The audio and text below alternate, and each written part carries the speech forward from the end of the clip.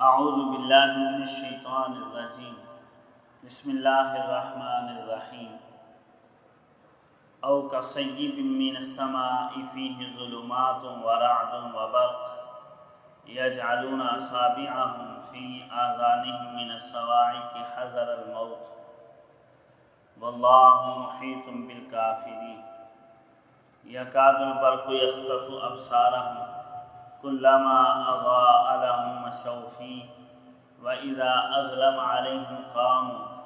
ولو شاء الله لذهب بسمعهم وأبصارهم إن الله على كل شيء قدير صدق الله العظيم۔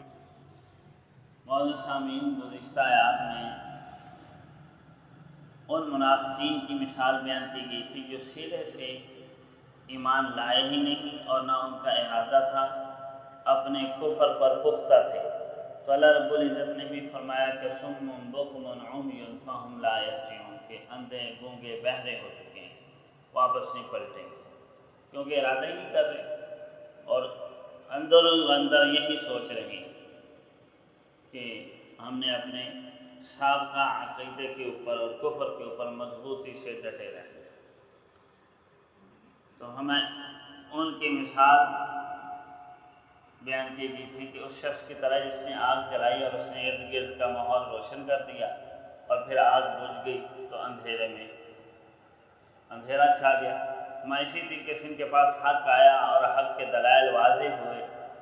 لیکن انہوں نے جان بوجھ کر کفر کو اختیار کیا اور وہ حق کا نور ان کے سامنے بجھ گیا، اس کی طرف یہ نہیں آ سکیں۔ دوسرے قسم کے منافقین وہ تھے جو ڈاواڈول تھے، یوں سمجھے کہ شک اور تذبذب کا شکار تھے۔ جس طرح کہ آج کے بہت سارے متجددین دین اسلام کے بارے میں شکوک و شبہات کا ہی شکار رہتے ہیں، ہر وقت دماغ کے اندر کوئی نہ کوئی اعتراض ہی رہتا ہے، کوئی نہ کوئی وسوسہ اور شک رہتا ہے۔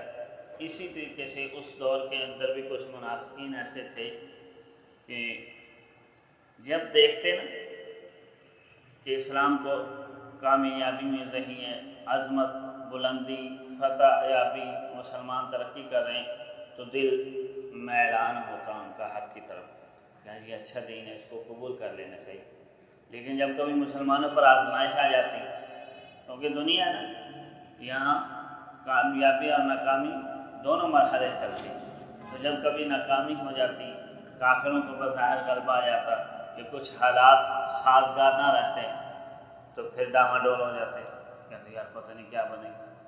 تو کبھی اسلام کی طرف مائل ہوتے، کبھی کفر کی طرف میلان رکھنے لگ جاتے۔ تو یہ تذبذب کا شکار۔ تو ہمیں او کصیب، یعنی منافقین کی مثال اس بارش کی طرح ہے، من السماء، جو آسمان سے موسلادھار بارش برس رہی ہے، فیہ ظلمات، اور اس بارش کے اندر اندھیرا بھی ہے۔ بارش میں یا آسمان کے اوپر ظاہری بات ہے بادل ہیں، تو اس کے اندر اندھیرا بھی ہوتا ہے، اندھیرے بھی ہیں اس میں، ورعد، اور چمک بھی، اور رعد کہتے ہیں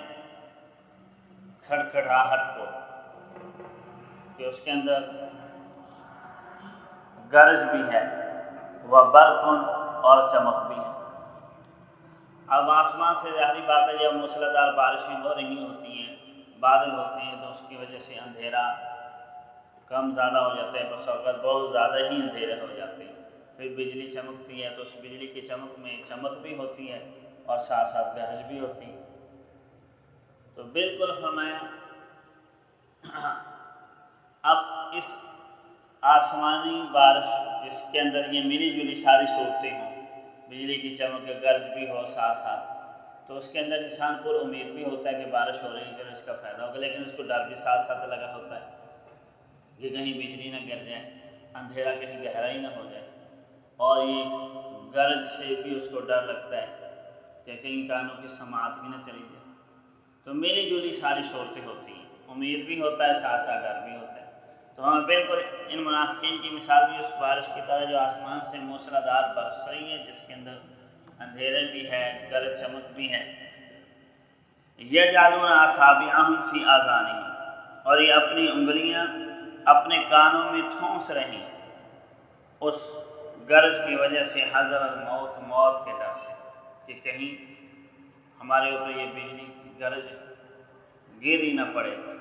اور ہم مر ہی نہ جائیں۔ تو فرمایا انگلیاں ٹھونسنے سے بچ تو نہیں جاؤ گے، جب اللہ رب العزت موت کا فیصلہ کر دیں گے وہ تو آ تو جانی۔ واللہ محیط بالکافرین، اللہ رب العزت کافروں کا احاطہ کرنے والا، اور اللہ کی قدرتوں سے یہ باہر نہیں ہے یہ لوگ۔ یہاں مفسرین نے یہ بات لکھی ہے کہ کانوں میں انگلیاں جو ٹھونسنے کی منافقین کو تشبیہ دی جا رہی ہے، تو یہ ایسی ہے جس طرح بارشیں ہو رہی ہوں تو انسان ڈر کے مارے کانوں میں انگلیاں ٹھونس لیتے ہیں